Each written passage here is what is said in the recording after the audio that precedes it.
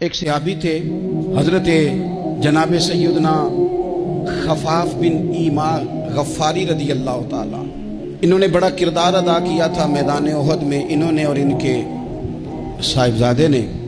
تو ان کی بیٹی ایک دن حضرت عمر کے پاس آئی۔ اب وہ بیٹی بیاہ کے جا چکی تھی، اس کی شادی ہو گئی تھی۔ حضرت خفاف بن ایما رضی اللہ تعالیٰ عنہ کی صاحبزادی اپنے سسرال چلی گئی تھی، وہاں اس کا خامد انتقال کر گیا۔ وہ خاتون واپس آ گئی، وہ حضرت عمر سے ملی، بیوہ عورت۔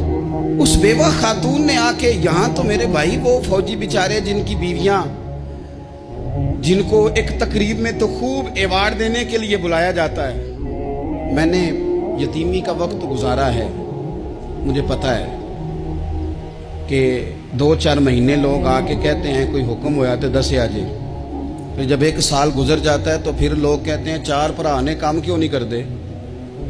تو ایسے تو نہیں نا کہ ابا ایسے ہی چلا گیا تھا، بڑا کچھ دے کے گیا ہے، کدھر ہے فلانی چیز۔ لوگوں کا نظریہ تھوڑے عرصے کے بعد اور ہو جاتا ہے۔ آپ نے بڑے بڑے شہداء کے گھروں میں ایوارڈ تو دیے، کیا کبھی آپ نے پلٹ کر دوبارہ غور کیا کہ ان کے بچے کہاں ہیں، ان کی بیوہ کس حال میں ہے، وہ زمانے کی تیز دھوپ اور تیز آندھی کا مقابلہ کیسے کر رہے ہیں؟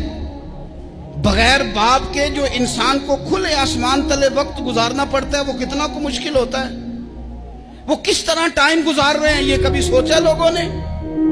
یہاں تو نرنگی سیاست دوران تو دیکھیے منزل انہیں ملی ہے جو شریک سفر نہ تھے، جو نکلے ہی نہیں تھے وہ منزل تک پہنچ گئے، اور جنہوں نے جوانیاں گزار دی وہ رستے میں رہ گئے۔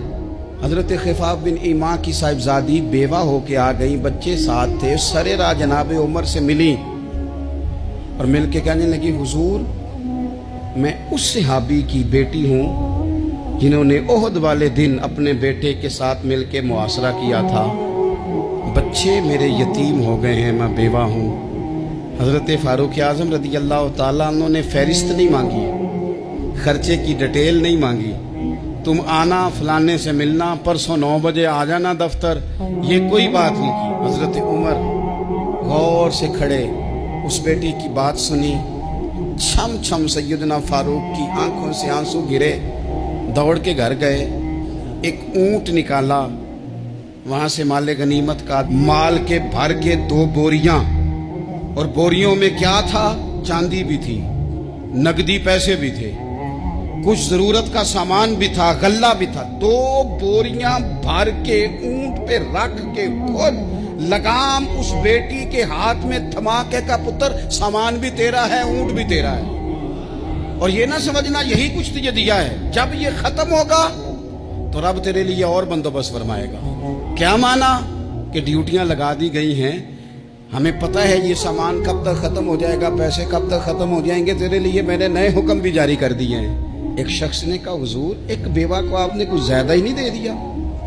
یہاں لوگ سیاسی تقسیم نہیں کرتے، تھوڑا کام والے کو دے دو، تھوڑا چوکیدار کو دے دو، تھوڑا گلی محلے میں دے دو، تھوڑا رشتہ داروں میں دے دو، سب ہمارے احسان کے نیچے رہیں گے۔ کہا ایک ہی خاتون کو آپ نے اتنا نہیں دے دیا؟ تو حضرت عمر ناراض ہو گئے، فرمانے لگے، تجھے تیری مار ہوئے، میری نظروں میں آج بھی وہ جلوہ موجود ہے جب اس کا باپ اور بھائی میدان احد میں کافروں کے خلاف لڑائی کر رہے تھے، آج تک میری نظر میں موجود ہے۔ تو کہتا ہے میں نے زیادہ دے دیا؟